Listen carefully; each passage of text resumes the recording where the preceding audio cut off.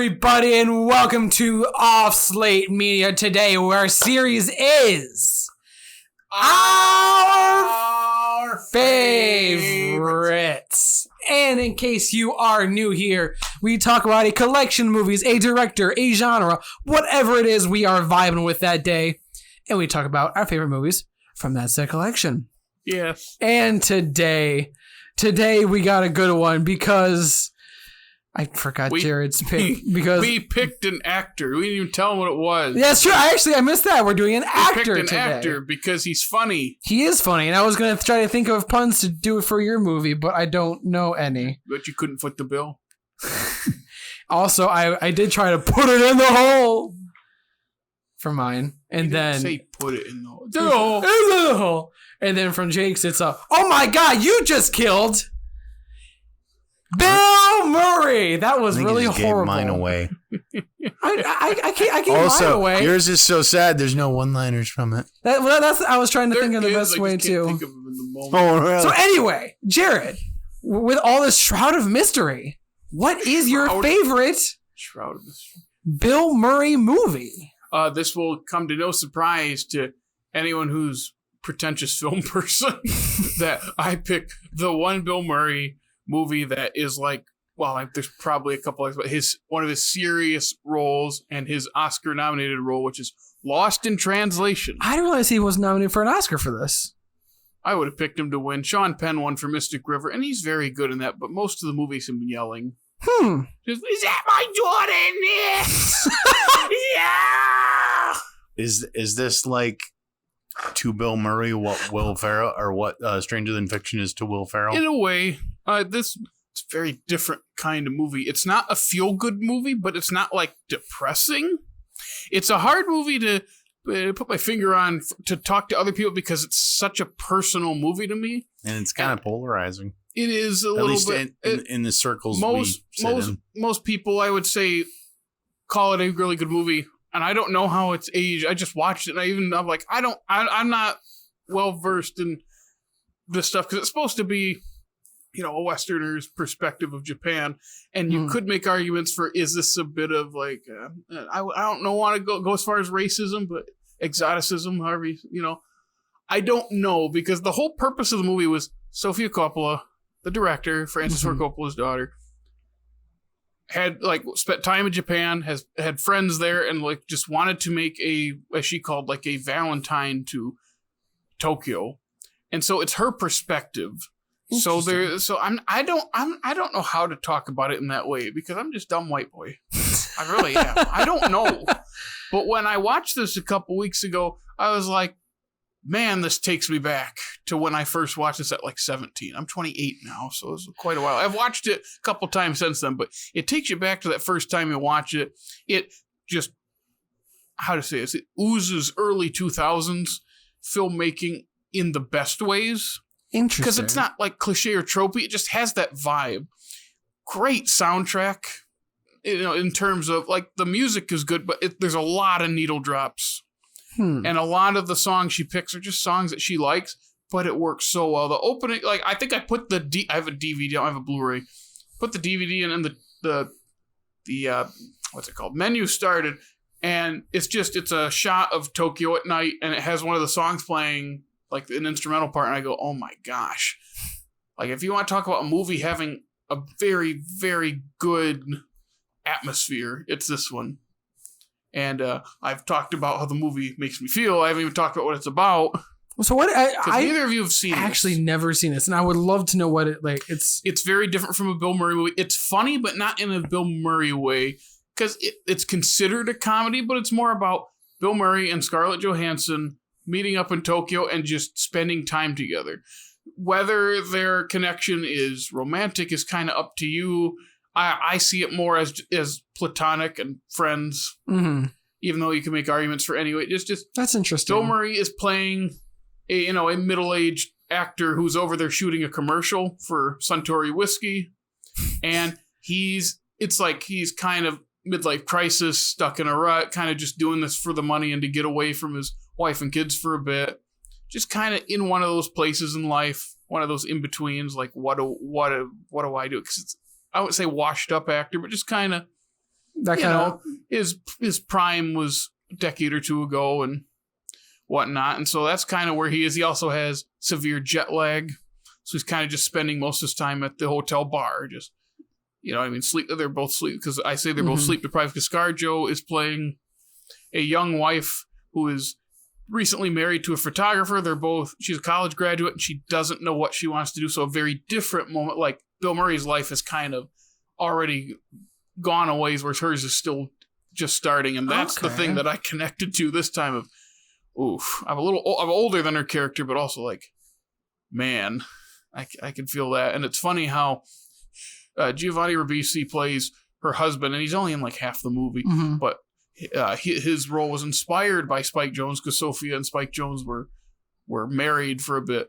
And it's funny because I'm like, okay, yeah, inspired by this just is Spike Jonze photography, shooting music video with a band, and it's basically a Spike Jonze. That's interesting. And they split around that time. I can't remember when. But I didn't know they were together. Like she tagged along with her husband for the photo shoot, music video thing, and she's kind of wandering aimlessly. So also sleep deprived, as I said.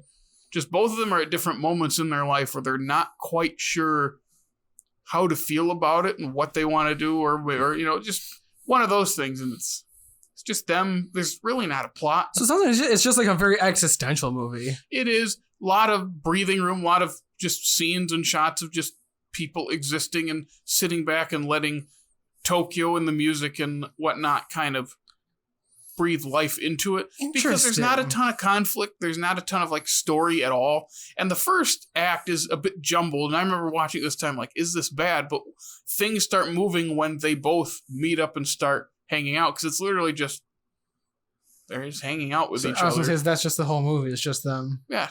And then it's a sad ending, but like no one dies. It's just kind of it's not like super tragic. This is just a thing that's not going to last after this. Interesting. It's kind of the people you run into type thing. I love it. After this watch, I was like, man, this is still one of my favorite movies of all time. That's not a hot take because a lot of people like this, but also Jake and I know people who hate this movie for the reasons I explained, where it's just one of those, if you don't connect to it, you're not really going to, it's not going to do it for you. It's just one of those, it's a taste. It's a specific taste. I mean, it sounds like since the way you described it, it's more just atmospheric and like vibey and not really like plot heavy. How you perceive it depends on what headspace you're in. Yeah, I could totally see that. Because I remember when we talked to someone who, you know what exactly I'm talking about, loved it. The one that got mad at you.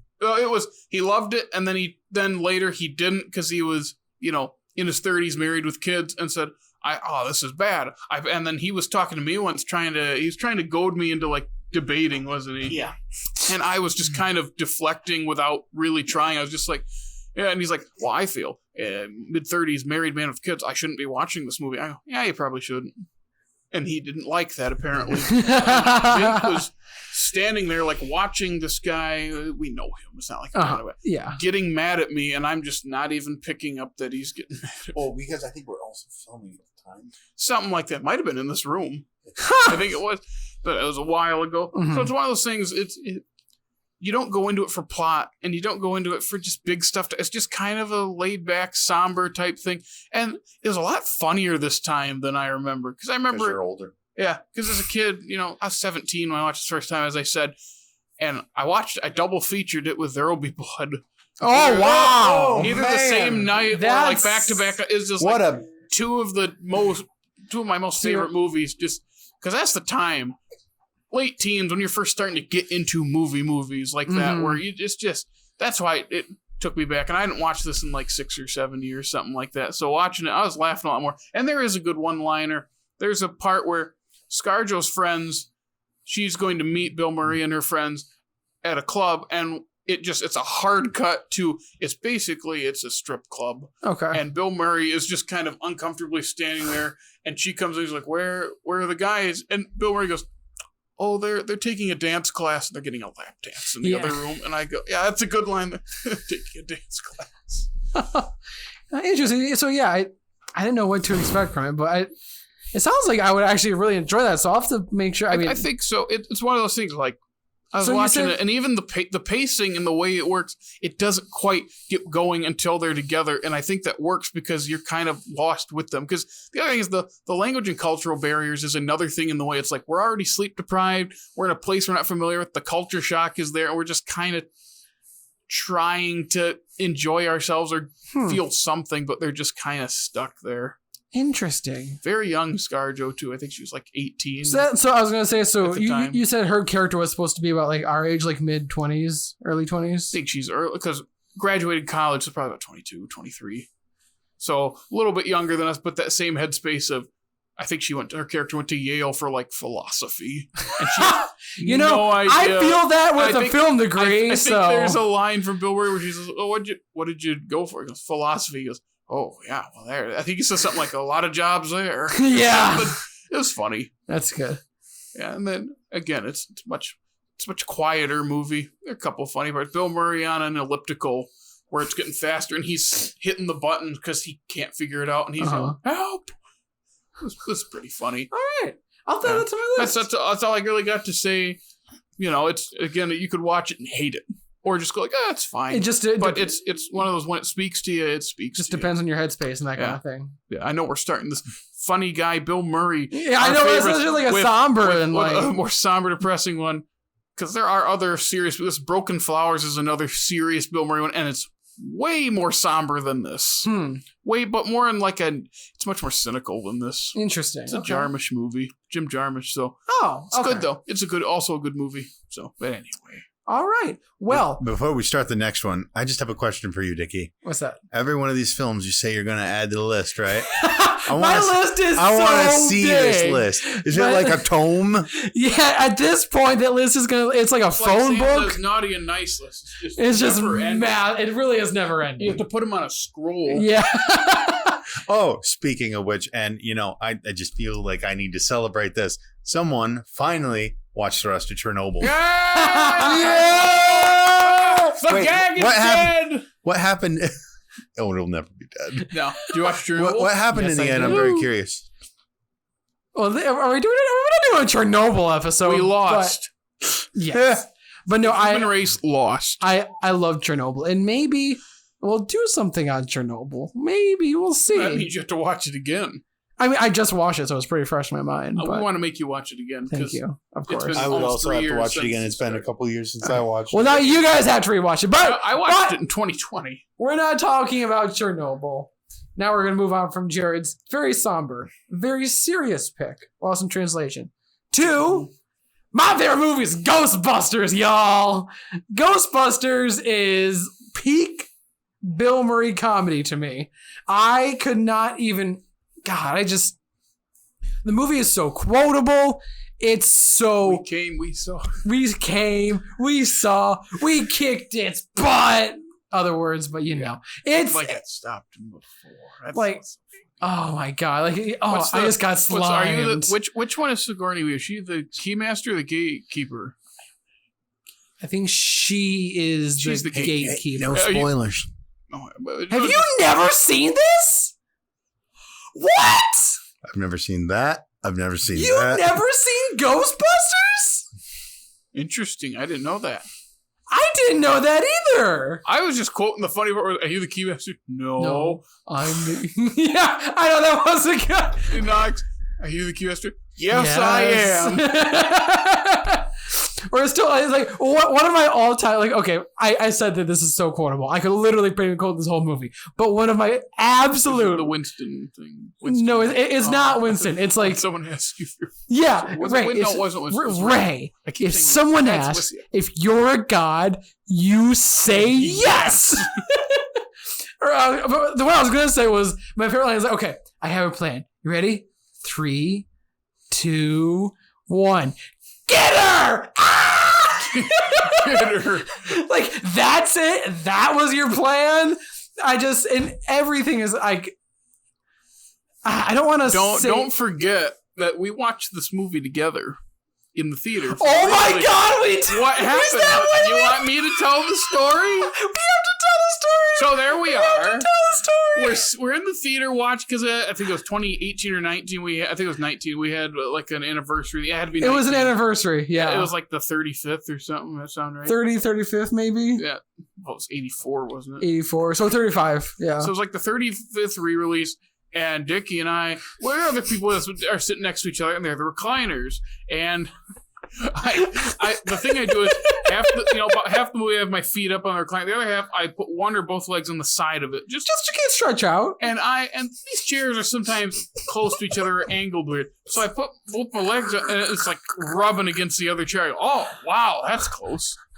So then about 10, 20 minutes later, I feel something move. I think it was longer than 20 minutes. And it's Dickey's leg. We were touching legs. Were like not touching, like pressed against each other. And I felt his leg move, and I go, is that your leg? He goes, yeah. I'm like, why didn't you say anything? I thought you wanted that. So our legs were cuddling for like half the movie. That was so funny.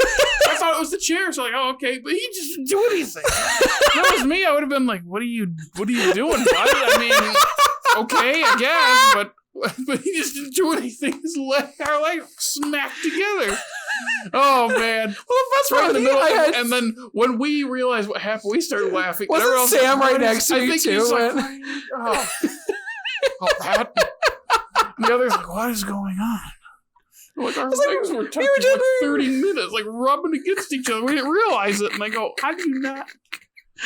Oh yeah, that was funnier than anything in that movie. That was fun. I'm just kidding. It's a fun movie. I can't believe you haven't seen it. Yeah, that's one of those big ones too. It is. Like I mean, I've seen clips. I'm sure you've had to. So you know what at the very end, like they can choose what the form of their destructor. Nope. But you know the Stay Puft thing. Oh, that's what I was saying. Is that okay? Stay So Puft. that is part of that. Yes, it's like I'm trying to remember the way the line goes. You gotta consider when I would have watched this being when I was a kid, and my parents. This would have been right up your alley. This is peak kids humor. But my parents did not like me having anything to do with ghosts or evil. You couldn't watch Casper? Well, I could watch Casper. He's a ghost. Because he was a friendly ghost. But his uncles were mean. It doesn't matter. Don't ask me to explain it, bro. If anything, I feel like Ghostbusters is less harmful than how mean his uncles Don't are. Don't ask me to explain how I was raised. Jake, how are you raised? Have you ever spoken to me for more than 5 minutes? You know what that trauma has done to me. Do you remember when the second one was 89? Do you remember that coming out? Oh my god, I forgot the second one. I don't remember it like coming out, but I remember like Ghostbusters being a thing. 89. When did it come out in 89? I think it was a summer movie. So it feels like a summer movie. You were about 4. No, 3. In 89, I spent like 9 months at the Ronald McDonald. Oh, that's house, right. Recovering from back surgery. That was it. And I remember they had like a movie theater thing, and I remember seeing the poster for it. Gotcha. Okay. Yeah, and then and then there's a couple animated shows. Mm-hmm. The 2016 Ghostbusters, and then Afterlife, which was all right. I haven't seen it, but there's a movie you forgot in the middle there, bro. What? Which one? Ghostbusters? Yeah. There's one you forgot in the middle before Afterlife. Yeah, he said the 2016 one. You did? Yes. Okay, I didn't hear it. Right before. That one that we don't talk about. Technically, you can count Casper because Dan Aykroyd has a cameo as Ray. Who are you going to call? He does! Someone else. I forgot about that. I do love Casper. Cameos can be stupid. That was awesome. I mean, stupid cameos in a stupid movie, like... Yeah. Well, like, Bill Pullman changes into Clint Eastwood, and it was Clint Eastwood, and then he changes into Mel Gibson, and it was Mel Gibson, and then it was the Crypt Keeper, wasn't it? Mm-hmm. Like, all in one scene, it's like, what is this? This is amazing. It's so chaotic. What is this thing? It really is. Who's the girl? Is it Christina Ricci? Yeah, I think so. That sounds about right to me. Okay, yeah. But yeah, we're talking Ghostbusters. Do you like the second movie? I'll be honest. I seen the second movie like once or twice. I barely remember it. Isn't it like an art gallery? I thought I remember something with paintings. And there's the famous shot of the sewer underneath with all the slime. Yeah, like the river slime. I kind of remember and then also that. the Statue of Liberty thing is big. I knew the statue. I remember liking it because it got a bad rep because sequels don't always do well or used to not do very well. But yeah, I remember liking it. Like, it's not as iconic or as good as the first one, but it's fun. I think it's because that first one just made me laugh so much, and it's just hard for something to live up to that kind of like. It really had like early SNL vibes to it, which is another reason I think I really liked it. It's because it was I was gonna say the iconography too. Like there's like even just the logos in the movie. What? You said iconography, and my head started playing a song. Continue. Gotcha. I was like, what is he doing over there? But like, it's one of those franchises that really doesn't have a ton in it. No. Technically 4 movies and 2 TV shows, which spread over almost 40 years. Well, it's going to be 5 movies. Yeah, next one comes out next summer or next December. Yeah. So, but it's because of how it looks, and it's cool looking, and the logos and the song. The song! Like when Afterlife came out, there were a lot of people coming to the theater dressed as Ghostbusters with all their own stuff and getting pictures with their kids are dressed. It's just cool. I remember when we did the anniversary, we got pictures with some of the cosplayers, and it was awesome. Yeah. And it's a big part of Stranger Things too, at least for Dustin. All of them dressed up as all of them. Okay, it was it was like the first season. Actually, it was the first season. It was like the first couple of episodes. Yeah, they all dressed up. I think they all dressed up as Venkman or something like that. It was so funny, but it's just so good. It honestly. I know it's technically a comedy, but like this is my favorite thing to watch around. Technically, it is a comedy. I know, but there's quote unquote scary. Technically a comedy. It can be both. It's a horror comedy. It is a horror comedy because I was going to say it's more comedy than horror. This is one of my absolute favorite things to watch around Halloween time. Just like it. Yeah.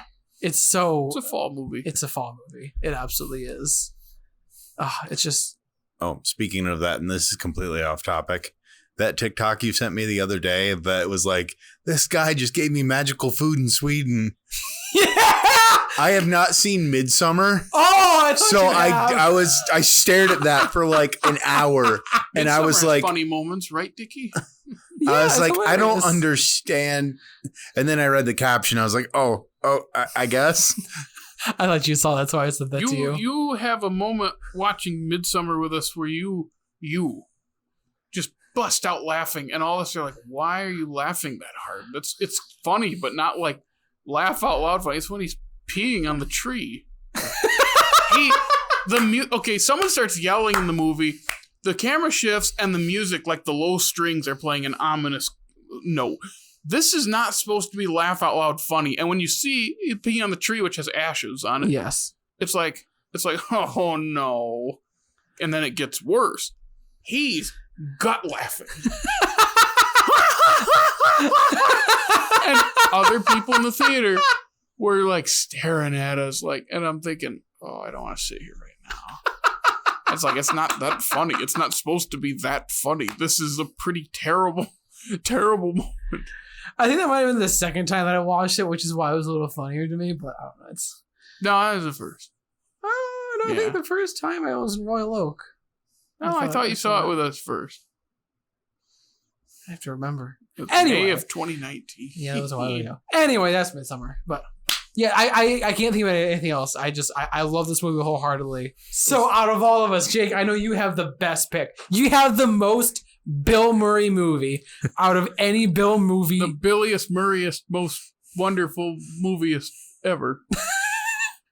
So Jake, do tell the world, what is the most Bill Murrayest out of all the Bill Murray movies? What are you looking at me like that for? How do you tie your shoes? My mother. Okay, guys. So when we were preparing for this, I was looking down Bill Murray's IMDb Iconic filmography. list. There's so many good movies. I was like, I could talk about Caddyshack. Oh, wait, no, I've never seen that. I could talk about Lost in Translation. No, wait, Jared's going to talk about that. I could talk about Garfield. Garfield, The Tale of Two Kitties. Nah, I haven't seen that in like 10 years. I don't want to talk about that. And you know what? I could talk about Groundhog Day. That's a great one. Nah. You know what I'm going to talk about? Which one? I'm going to talk about Zombieland. Yay! Yes, I realized that Zombieland is not a Bill Murray movie. I realized... There's more Bill Murray in Zombieland than baseball in A Kid in King Arthur's Court. Deep cut for anybody that watched that episode of ours. Deep cut. It's the same series. Oh, it was a while ago, though. Yeah, but it's just... Regardless, I was looking down his filmography and I've seen, like, if you count every Wes Anderson movie I've seen him in, it ends up being like 3 movies. Wow, really? 3. There's no way you've only seen 3 movies with Bill Murray in them. Is he in Darjeeling? Yes. Barely. But it's not a Bill Murray movie. Moonrise Kingdom, not really a Bill Murray movie. No. Fantastic Mr. Fox, I wouldn't call that a Bill Murray movie. Nope. Wow. So you've seen 3. I have my number right here in front of me. You want to know what it is? All of them? I'm sure. No, he has 117 credits on Letterboxd. Well, you probably are like, what, 50? It's 29. Oh, okay. But still, 29 movies with one person. But regardless, I love Zombieland. I love that he is such a joy addition to that movie. It's one of those cameos that just works and also furthers the plot because they build up to it in a way that's, I mean, what's his name? Woody Harrelson is his name. He's talking whole movie about how he loves Bill Murray, and then he meets Bill Murray, and then they kill Bill Murray. Spoilers. I don't remember him talking about Bill Murray during the movie beforehand. I don't remember. At least when I've only they seen it once. At least when they got into the actual I thought Twinkies and Bill Murray. Twinkies and Bill Murray. That's all it is. And I don't want to talk about Zombieland a whole lot because it's your pick. But if we do like a zombie movie, that's you're probably going to do. That's what I want to do. Double Tap. I've never. I could talk about that movie for a while too. I've never actually seen Double Tap. Bill Murray for me has always been one of those actors I've never seen I've seen only a few of the big movies he's been in, but all the other movies I've seen him in have been these little cameos like that, and he just has this wonderful personality that just brightens up that movie. He does. And it just makes it seem like he steals the show. I feel like everyone's always just happy when it's like, hey, it's Bill Murray. Like, he's just like at this point in your in pop culture, I feel like he's everyone's weird uncle. Yeah, it's very hard for it to meet somebody that at least does not know who Bill Murray is. So he's perfect. Any regrets? I want you to say it. I don't know. Garfield. Oh. No. His regret is that he didn't get to make Garfield 3. Oh yeah, because I'm sure that was in Double Tap because I still haven't seen Double Tap. Yeah, it's fun. That was the best part of Double Tap. Yeah, unfortunately, Emma Stone phones it in. I don't get it because I like Emma Stone just about everything I see her in. Because she doesn't phone it in and everything else you see her in. It was weird. Like when you're watching, you're like, what? This just doesn't feel. You kind of wish she would dump her for that Michael. Right. Oh my gosh, he's not low budget Michael Cera anymore. Jesse Eisenberg. Low budget Michael Cera. And then Andy Samberg's a low budget Jesse Eisenberg, isn't he? Yeah, that's kind of how the evolution. I've just seen the Pokemon evolution stage from Squirtle to Wartortle to Blastoise. It's Michael Cera, Jesse Eisenberg, Andy Samberg. Yep.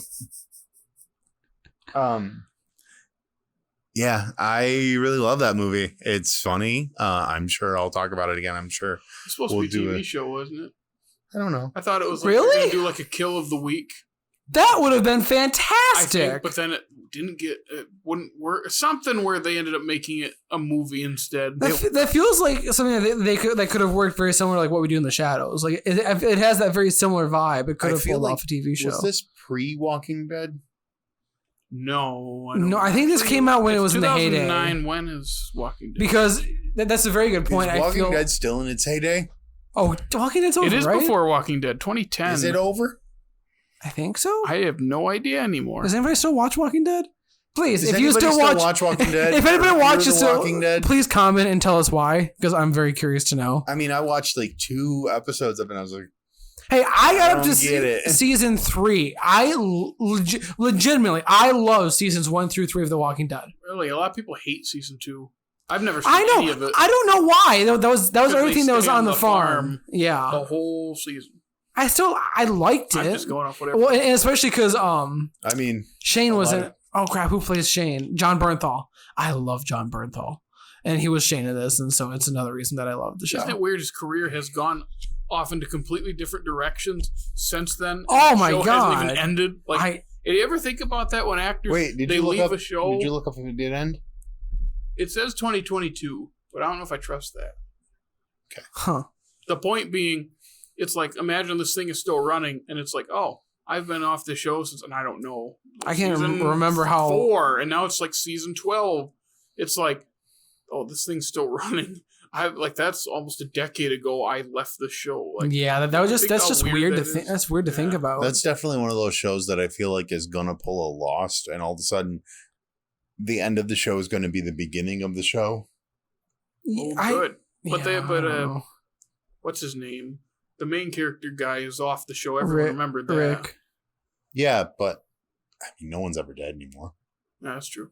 It's Well, all I about don't the even end. think he's dead. I don't even remember. They wrote him off somehow. I don't. No one's ever gone honestly- anymore. I honestly don't remember. And since then, he's been in a really terrible video game. I shouldn't say really terrible. It's not really terrible. It's just glorified UPS delivery guy man simulator. But Zombieland, not Walking Dead. Zombieland. It's very Part of and that zombie boom of the late 2000s, early 2010s. Like, Mhm. I mean, it was That's- everywhere. which Zombie movies are everywhere. I do kind of like the fact that they made it such a very like a zombie-esque movie, and they still roped in like Bill Murray and all the comedy. Like I just think that well, I and know that's it's a where it comedy shines. first, Is It's not like your stereotypical zombie movie where it's like, oh, gore, gore, gore, gore, run away, run away, run away. Even though that's what it is, it's still funny and has human parts to it. like the one that like the thing that set me off like as the intro is what set me into like, okay, I know what I'm getting into and I'm loving this. It was like they were just killing people to Metallica for whom the bell tolls, and I'm like, oh heck yeah, we're like that was just like peak my humor at the time this came out. So I'm like, oh, let's go, heavy rock music and deaths and comedy and yeah. What Jesse Eisenberg's character? He has IBS, right? Hmm. And he got that from playing video games all day, or like PC games, and he was drinking Code Red, Mountain Dew, and what was he eating?